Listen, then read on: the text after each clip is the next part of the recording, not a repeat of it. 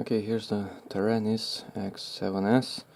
Let's power it on and let's make the radio make a sound whenever I move, let's say, this switch. Okay, so to do that, currently it's not doing anything. SA is this switch, the first one.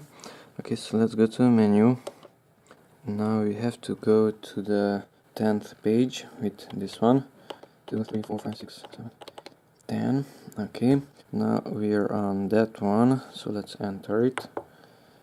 When it's blinking, simply move this switch. SA up, SA down. So, okay, so move it, let's say, to the middle. Accept it. Now let's go to the right using the wheel and enter into that one and set it to play sound. Accept it.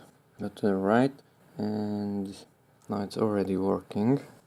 So now it's up, and in the middle position we'll make a sound.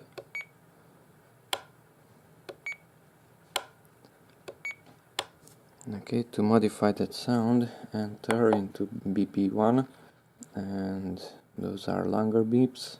Let's play another one.